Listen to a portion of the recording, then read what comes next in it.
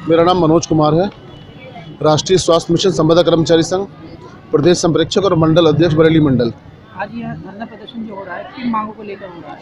धरना प्रदर्शन जो हो रहा है पिछले कई सालों से हमारी बहुत सी मांगें लंबित हैं और इनको लेकर हमने 22 तारीख को ज्ञापन दिया था जिला प्रशासन को और यहाँ मुख्य चिकित्सा अधिकारी महोदय को।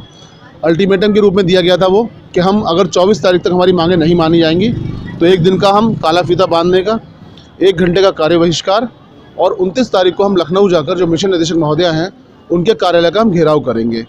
4 से 5 हज़ार कर्मचारी हमारा लखनऊ में मिशन निदेशक के यहाँ घेराव करने गया, लेकिन उन्होंने संगठन से कोई वार्ता नहीं की, वार्ता विफल हो गई।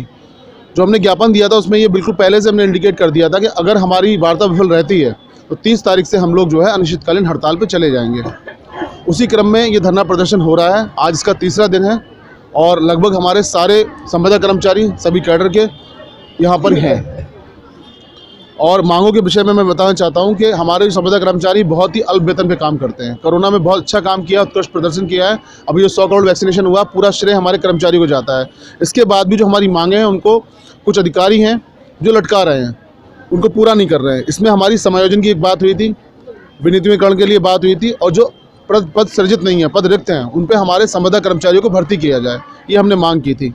वेतन विसंगति, हमारे जो साथी हैं उनके वेतन अलग अलग तरीके से हैं, कोई 10,000 पे काम कर रहा है, कोई 15,000 काम कर रहा है, पोस्ट उसकी एक ही है, तो वो वेतन विसंगति दूर की जाए, उनको सही वेतन मिले, 7वां वेतन आयोग का लाभ इनको मिले और उनकी जॉब की सिक्योरिटी हो। एक प्राइवेट नौकरी की तरह ये लोग नौकरी करते हैं, कभी भी इनको किसी भी बिना उसके निकाल दिया जाता है। जो रिक्त पद हैं उन पे इनका स्थानांतरण किया जाए। इनको ट्रांसफ़र पॉलिसी लागू नहीं है, इस वजह से 300-400 किलोमीटर दूर ये लोग नौकरी कर रहे हैं। 10,000-12,000 की तनख्वाह में 5,000-6,000 रुपये किराया देना पड़ता है। तो एक बहुत बड़ी समस्या ये भी है। अगर सरकार ट्रांसफ़र नीति लागू कर देगी तो अपने गृह जनपद में ये अपना और बेहतर तरीके से सेवाएं दे पाएंगे।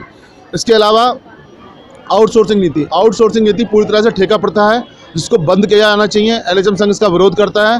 ठेके पर लड़के रख लिए जाते हैं, एम्प्लॉय रख लिए जाते हैं और बाद में उनको एक साथ निकाल दिया जाता है, वो लोग बेरोजगार हो जाते हैं। तो ये बहुत बड़ी समस्या है, इसको तत्काल बंद करना चाहिए। हम लोगों के लिए एक और हमारा है बीमा, दुर्घटना बीमा, कि हम लोगों का बीमा होना चाहिए। हमारे कई साथी एक्सीडेंट में उनकी डेथ हुई और उनके परिवार को कोई पैसा नहीं मिला क्योंकि कोई बीमा नहीं था। तो हम लोग ये चाहते हैं कि बीमा पॉलिसी लागू की जाए। ये सारी बहुत जायज़ मांगे हैं, बहुत ज़रूरी मांगे हैं और शासन प्रशासन के कई अधिकारी और कई हमारे राजनीतिक दल के लोग वो भी इससे अपनी संवेदना रखते हैं। उन्होंने अपने पैड पे बाकायदा लिख के भी दिया है सरकार के लिए, माननीय मुख्यमंत्री जी को, यहाँ संतोष गंगवार जी ने, कई नेताओं ने लिख के दिया है कि इनकी मांगें जायज़ हैं और इनको जो है पूरा किया जाए।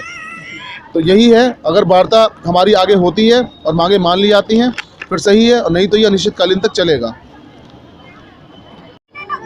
मैं अनीता विश्वकर्मा, BCPM।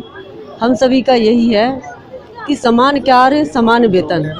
जब हम और जो परमानेंट काम कर रहे हैं उनको जब उतना वेतन मिल सकता है तो हमें क्यों नहीं मिल सकता है? और ऐसा 2015 से अभी तक कर रहे हैं हम काम।